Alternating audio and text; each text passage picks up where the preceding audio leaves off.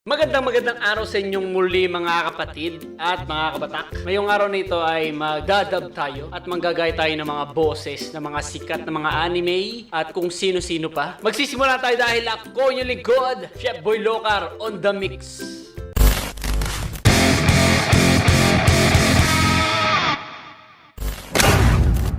At syempre, ang kauna-unahan nating idadab ay si Kogoro Mori. Si Conan talaga ang nalutas ng mga krimen na ginagawa ng mga kung sino-sino man mga pumapatay doon. No? So tara subukan nating idab si Mr. Kogoro Mori. Pasok! Sandali! Kilala ko na ang tunay na pumatay. Ganun ba talaga ang boses ni Kogoro Mori mga kaibigan? So, pagpatuloy natin. Sandali, kilala ko na ang tunay na pumatay. Kung tutusin, ang simpleng trick na ito ay ginamit mo sa pagpatay para patayin si Dr. Nobunaga. Tama? Ano po?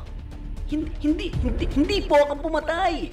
Yun. Kung sino-sino lang yun. Kung sino man yung karakter na yun, hindi ko alam. Oo, ikaw. Tama. Ikaw ang pumatay kay Mr. Dr. Nobunaga. Paano mo naman nasabi na ako ang pumatay kay Mr. Nobunaga? Una, kinuha mo yung stick doon sa may ilalim ng pinto. Pagkatapos noon, pumunta ka sa loob ng CR para kunin ang lubid at tali ng hibla. Tama? Hindi maaari. Paano mo nagawa yun? Madali lang yan. Una, pumunta ka sa loob ng CR. Pagkatapos, sinara mo ng pinto, no? Pagkatapos noon, Ulit. Medyo nabawala eh. una, pumunta ka sa loob ng CR. Pagkatapos noon, sinara mo yung pinto at ikaw lang ang mag-isang natira. At kayong dalawa ni Mr. Nobunaga. Kaya yun ang ginawa mong pagkakataon para siya ay patayin at paslangin. Tama ba ako? Napakadali lang matunto na ikaw talaga ang tunay na pumatay. Kaya naman, itong ginamit mo sa pagpatay kay Mr. Nobunaga ang magtuturo sa'yo para ikaw ang Mr. Kusumi ang pumatay kay Mr. Nobunaga. Tama?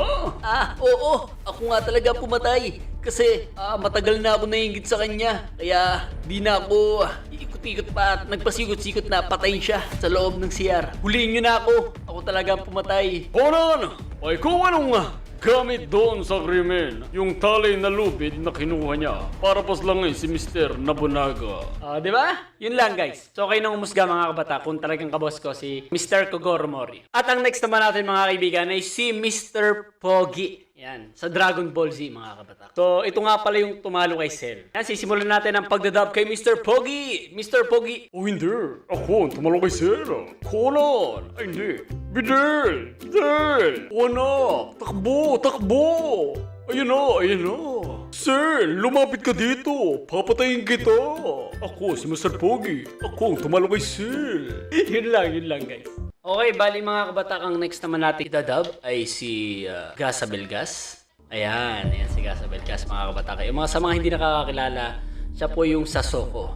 Yung sa Scene of the Crime Operative. Okay, so simulan na natin. I-dub si Gasa Belgas. Talagang kaboses ko nga ba ito. Magandang gabi, bayan. Ito nga pala, si Gasa Belgas. Ito ang Soko. Scene of the Crime Operative. Isang bata ang di umano'y natagpo ang patay matapos siyang gasay ng kanyang ama. Tunghayan po natin at alamin ang kapanapanabik na istorya ng paghasa sa bata ng kanyang ama. Dito lang po sa Soko, Scene of the Crime Operative. At ako, muli si Gasa Belgas at nagbabalik po ito. Maraming salamat sa panonood. Kaya ngayon kayong nasa TV na nanonood. Kaya ngayon kayong nasa bahay na nanonood dyan, manahimik lamang kayo at abangan lagi ang panonood ng Soko, Scene of the Crime Operative.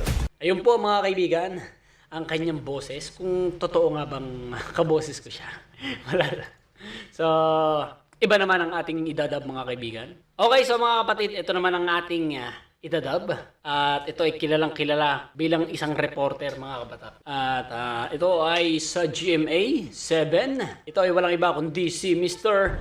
Mike Enriquez. Ayan po mga kabatak ang ating idadab ngayon. So tingnan natin kung kaboses natin itong si Mike Enriquez na ito. So magsisimula na po tayo. Magandang gabi sa inyo, bayan.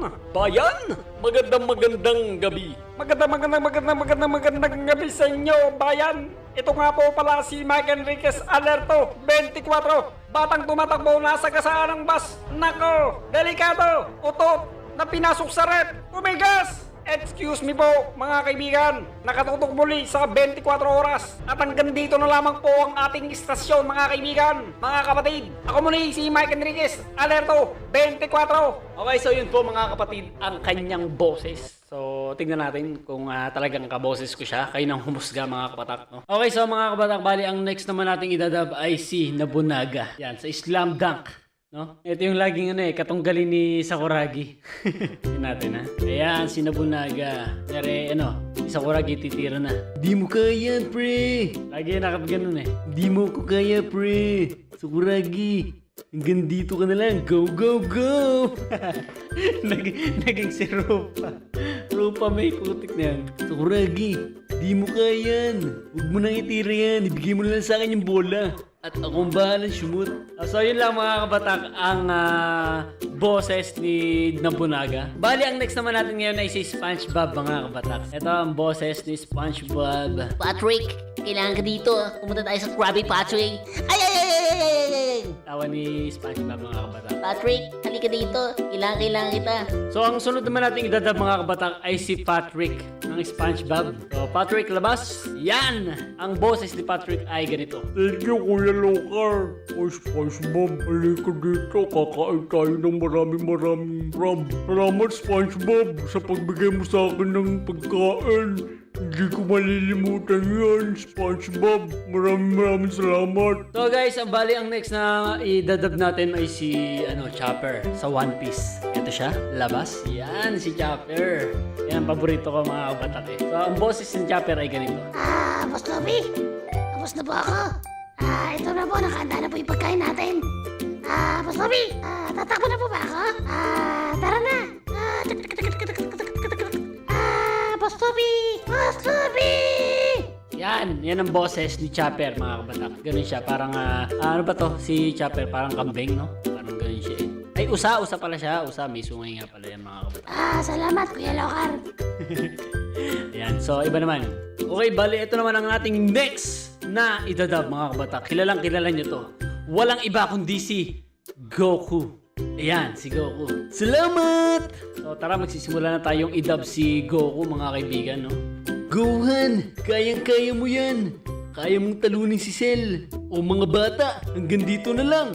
Sa susunod na lang. Paalam! Ganun. Meron pa. Yung magkakamehan wave siya.